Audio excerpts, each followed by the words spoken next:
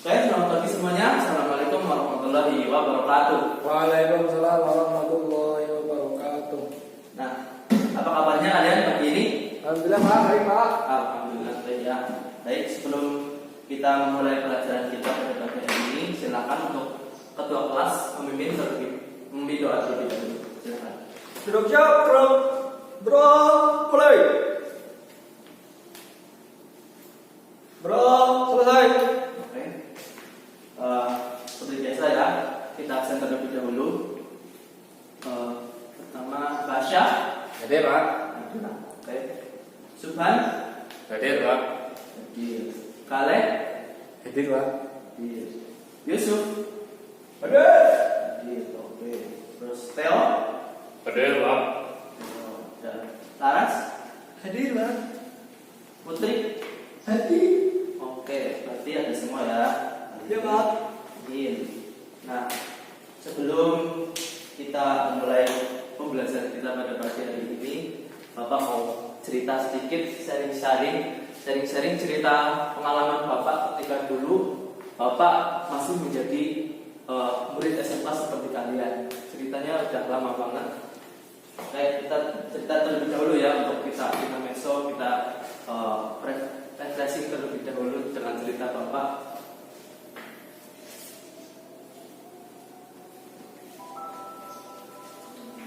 Nah, kejadiannya itu dulu pas Bapak masih kelas 11, pas di bengkel ketika praktek pemesinan dulu. Bapak itu di bengkel tersebut sedang melaksanakan praktek pemesinan bubut. Nah, kebetulan dulu mesin bubut kita di SMK ini itu baru datang, mesin baru satu baru dikasih dari pemerintah, kita dapat bantuan. Nah, yang Bapak sayangkan dulu itu Bapak nggak tahu kalau ternyata mesin bubut baru itu settingannya berbeda dengan mesin-mesin yang kita yang lain yang ada di sini. Nah, kejadiannya dulu pas Bapak praktek di situ, kebetulan Bapak dapat mesin yang baru itu, dan oleh Bapak dulu namanya Pak Bambang, itu Bapak disuruh membuat ulir dengan mesin tersebut. Nah, ketika membuat ulir, awalnya Bapak nggak ada masalah. Lalu mungkin setelah itu Bapak sedikit ngeblank atau mungkin ngalamun ya. Nah, pas Bapak mau nyalain, kan seharusnya kalau mesin bubut yang normal itu ketika kita tarik tuasnya ke atas, itu kan bahannya bergerak mundur. Nah, tapi mesin yang baru ini settingannya berbeda. Ketika tuasnya kita tarik ke atas, bahannya akan bergerak maju. Dan saat itu Bapak lupa bahwa Bapak itu menarik tuasnya ke atas, otomatis si pahat ini jalan ke depan. Nah, jalan ke depan, Bapak nggak fokus dulu, itu bahannya menabrak cekam bubut, dan akhirnya bahannya toolboxnya yang kalah. Toolboxnya jadi yang awalnya datar, karena kena cekam itu dia jadi jadi rusak, dia jadi ibaratnya ya, rusak lah, dia jadi ngangkat, terus bawahnya itu sobek, bukan sobek kertas ya, sobeknya mesin itu kan kalau bermesin bahannya bukan baja yang kertas, tapi bukan baja lunak tapi kertas. Jadi kalau misal keangkat itu langsung rusak bagian toolboxnya bawah. Nah, saat itu Bapak langsung refleks, langsung Bapak pencet tombol emergency, terus mati. Bapak offkan otomatis ulirnya, terus Bapak mundurin. Saat itu Bapak ketakutan, mau lapor gimana, bingung ke gurunya. Terus kalau nggak lapor juga takut juga, nanti juga akhirnya Bapak ketahuan kalau misal Bapak merusakin mesin tersebut. Dan pada akhirnya Bapak pun memberanikan diri untuk melaporkan kepada guru Bapak yang saat itu Pak Bambang namanya. Bapak lapor, lalu ya kalian sudah tahu akhirnya pasti dimarahin. Apalagi dulu Pak Bambang itu guru Bapak terkenal dengan galaknya, apalagi kalau urusan dengan mesin itu pasti galak sekali. Lalu Bapak dimarahin, tapi akhirnya Bapak Bambang tersebut memberikan solusi kepada Bapak untuk bertanggung jawab membenarkan mesin itu itu dengan cara membelikan kawat las. Kawat las yang dulu kalau nggak salah, kawat las bukan yang standar biasa, tapi kawat las khusus. Nah itu yang sebenarnya jika bapak itu dulu mengganti mesin tersebut dengan part yang baru, itu nggak cukup berapa puluh juta, apalagi mesinnya dulu masih mesin baru. Dan bapak saat itu merasa sangat bersyukur dan juga sangat sangat sedih, sangat menyesal dengan keteledoran yang dialami oleh bapak ini. Jadi di sini bapak mau memberikan sedikit motivasi atau masukan kepada kalian semua, supaya besok ketika kalian praktek di bengkel itu jangan sampai ngelamun, ataupun ngelamun kayak gitu, jangan sampailah membayangkan yang lain. Kalian harus fokus ke mesin yang ada di depan kalian, seperti itu ya. Nah, seperti itu sedikit intermezzo kita pada pagi hari ini, supaya kalian nggak terlalu sepaneng, mungkin supaya kalian juga lebih tahu, lebih tambah pengalaman lagi berdasarkan pengalaman di bapak ini. Oke, nah selanjutnya kita akan belajar mengenai macam-macam bahan bubut. Setelah kita kemarin kan telah belajar tentang perlengkapan alat bantu yang ada pada mesin bubut. Nah sekarang kita akan belajar mengenai apa tadi? Bahan yang ada di mesin bubut. Nah kita akan belajar di sini. Kita konsepnya berbeda. Kali ini kita menggunakan video ya. Jadi bapak harap kalian fokus ke depan, jangan main HP sendiri, HP-nya disimpan terlebih dahulu. Oke? Nah, kalau udah kalian fokus ke depan ya.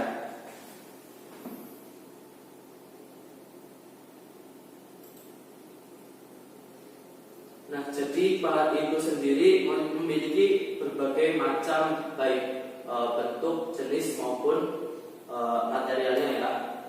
Dan biasanya yang standar yang kita pakai di bengkel itu bahan berjenis HSS. Nah, macam-macam bahan bubut ya. Kalian perhatikan dulu, jangan ikut sendiri sama temannya ya. Perhatikan ke depan. Ya Pak. Nah, nanti kalau sudah selesai baru kalian berbincang-bincang. Kalau enggak, mungkin nanti bapak kasih tugas, kalian baru boleh berdiskusi dengan teman sebelahnya. Untuk sekarang kalian fokus dulu ke depan.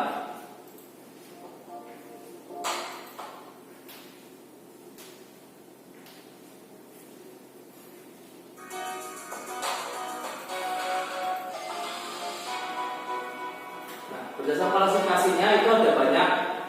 Satu, menurut penyayatan itu ada dua. Ada pahat untuk luar dan ada pahat untuk dalam. Bisa dibaca sendiri di depan. Pahat untuk luar digunakan untuk membubut bagian luar, dan pahat dalam itu untuk menggunakan pembubutan bagian dalam.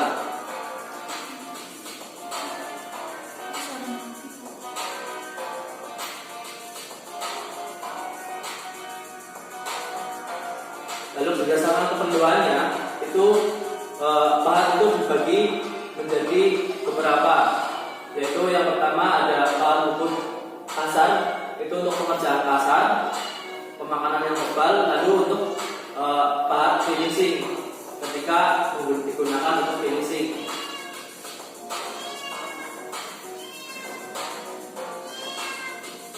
Selanjutnya ada menurut tetap. Nah, bahan itu memiliki beberapa macam sisi potong. Ada pahat kanan dan juga ada pahat kiri. Maaf ya, hasilnya mengganggu, nggak apa-apa ya.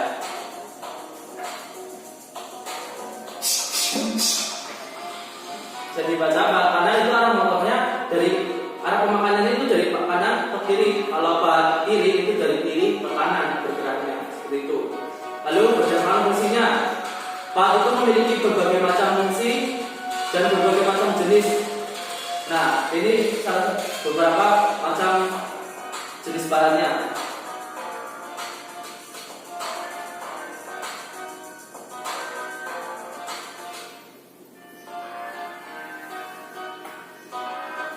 Nah, bisa dilihat di situ. ini ada beberapa jenis bahan ya. Kalau yang ini adalah bahan untuk chamfer atau membuat fillet atau chamfer. Lalu kalau ini juga untuk chamfer. Terus kalau ini untuk pemakanan rata, bahan rata kanan, karena dia bergerak dari kanan ke kiri. Lalu selanjutnya ini juga merupakan bahan rata, tapi biasanya untuk kayak yang udah diameter kecil. Kalau ini masih diameter besar, kalau ini diameter kecil. Lalu ini ada bahan potong. Bahan potong pun sebenarnya memiliki dua fungsi. Yang pertama digunakan untuk membuat alur, bisa juga membuat alur, dan juga bisa untuk memotong benda kerja tersebut. Bahan potong ini biasanya lebih panjang dan juga memiliki menggunakan dalam pengerjaannya itu menggunakan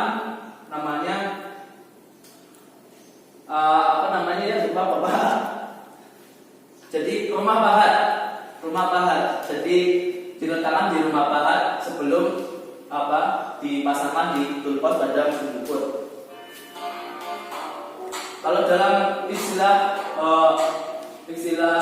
tekniknya itu ada banyak sebutannya seperti tadi ISO 1, ISO 2, ISO 3 itu dalam teknik, tapi kita lebih mudah mencernanya, lebih mudah dalam menghafalnya itu dengan sebutan bahan kanan, bahan kiri.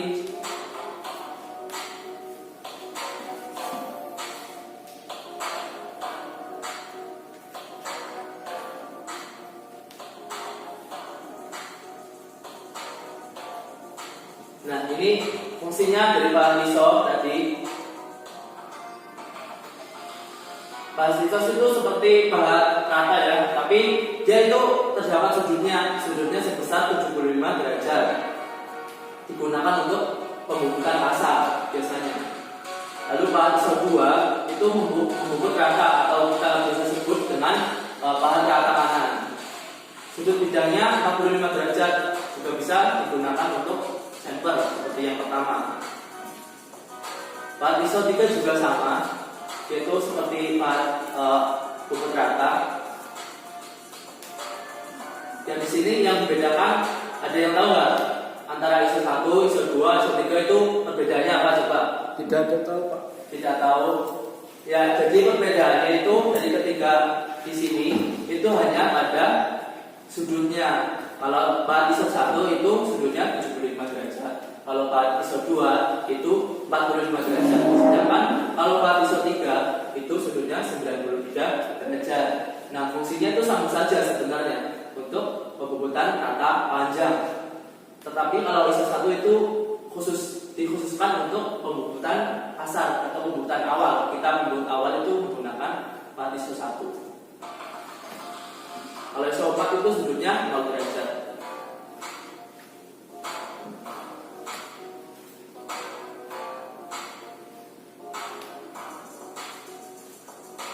Nah, kalau bahan ISO 5 ini digunakan untuk membungkut facing atau membungkut muka. Nanti kita lihat juga videonya bagaimana macam-macam pergerakan bahan atau pemakanan bahan terhadap benda kerja tersebut. Kita percepat lagi ya. Nah, kalau di sini bahan ISO 6 sampai 9 itu juga berbeda-beda fungsinya dan juga cara pemakaiannya. Kalau ISO 6 itu digunakan untuk panjang bertingkat dengan sudut siku, jadi sudutnya itu 90 derajat. Kalau yang lain kan tadi ada yang 75, ada yang 25, ada yang 0 derajat, ada yang 93. Kalau ISO 6 itu 0 derajat dengan hasilnya siku. Lalu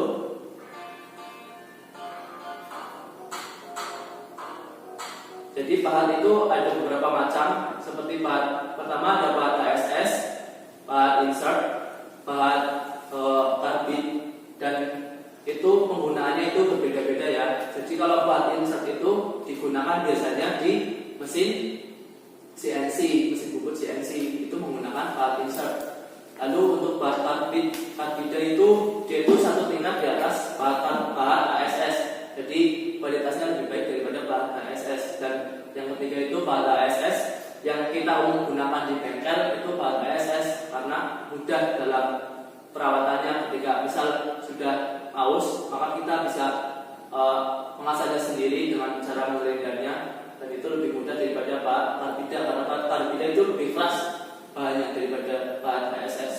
Nah, sekarang kita lihat bagaimana proses pembubutan pada masing-masing cara tersebut. Nah, maaf, salah ucap.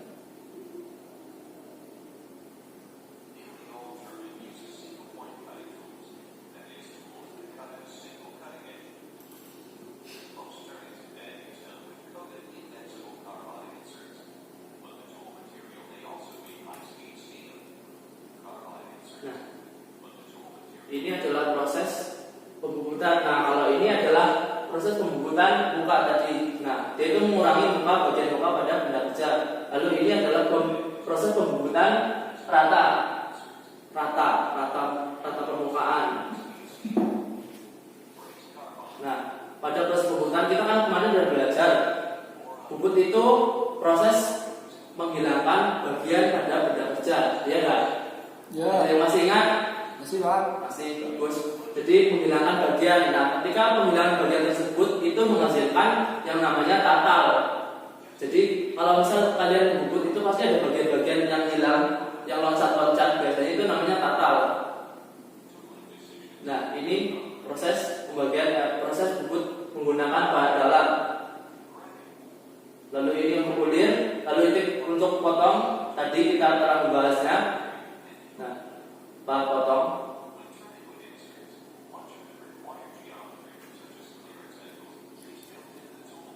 Nah, ini proses pembuatan muka. Lihat, bisa dilihat di situ.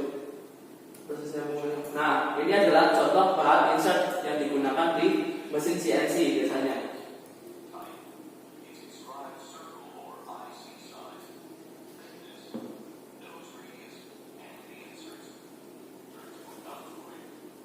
Nah, ini ada bahan kontur tadi contohnya untuk membuat kontur di tengah-tengah bagian benda kerja.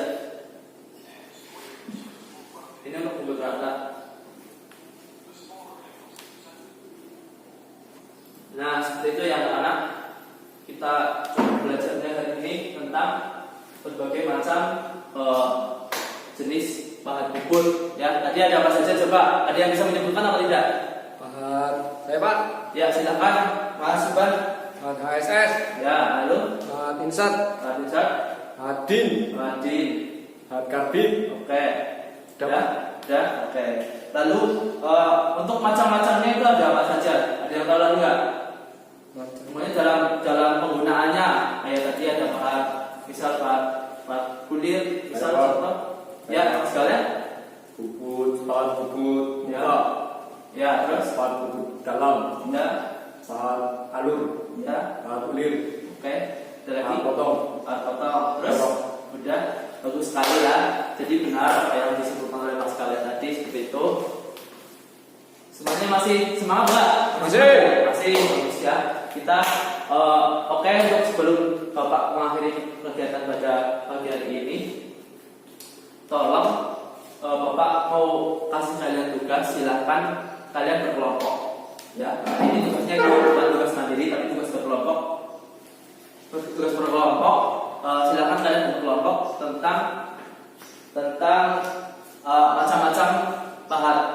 Silakan ya, kalian cari berkelompok, tentukan bagaimana kalian menentukan sendiri kelompoknya. Maksimal 3 orang. Silakan bahan-bahan apa saja, lalu fungsinya apa saja. Jadi kalian bisa minggu depan kalian bisa menjelaskannya kepada teman-teman yang lain di depan. Oke, itu saja dari Bapak. Jika banyak kurangnya, mohon maaf. Yang sebesar-besarnya. Wabillahi taufiq wal hidayah. Assalamualaikum warahmatullahi wabarakatuh. Waalaikumsalam warahmatullahi wabarakatuh.